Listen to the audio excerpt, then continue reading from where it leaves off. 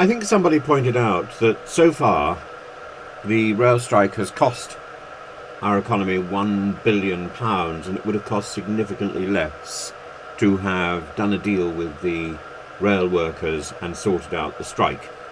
Well, apparently now the Treasury is boasting that it has 15 billion extra pounds, which it hadn't expected because it's been taking too much tax, and it could give some of that back in a tax cut. Well, why doesn't it start off and do something useful? Stop the railway strike, maybe stop the junior doctors strike, get the rail workers, get the trains working again, get the hospitals, get the NHS working again, restart the country, and abandon all this nonsense about producing some sort of tax cut. The tax cut will be modest anyway. A new government will come in and probably reverse it. What we actually need is a clean slate so that a Labour government can do something of value, so that any government coming in can do something of value. We need a wise government will leave the country in a better position than it is when it started. At least a wise government will leave the keys in the front door and will leave the house tidy. This is a way to tidy up the house. And the idea that the Chancellor should be using a tax cut, should be using £15 billion of unexpected revenue to fund a whoopee for the far right and a tax cut as a bribe, is simply abhorrent, morally abhorrent and unfair.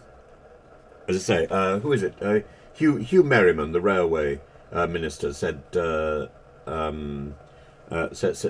admitted that the rail strikes have cost too much, and that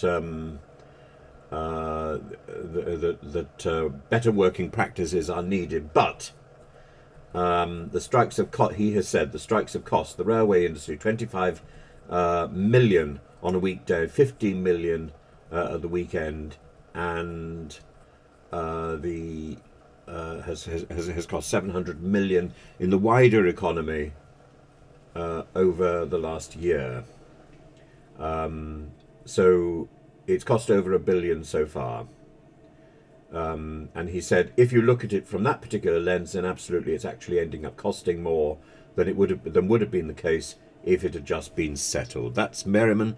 That's the railway minister recognising that £1 billion would sort this out.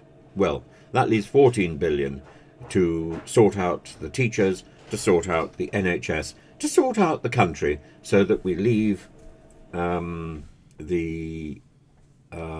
economy and the government in a tidy position, so that whoever follows can simply get on with the job. That is the prudent, that is the sensible, that is the moral thing to do.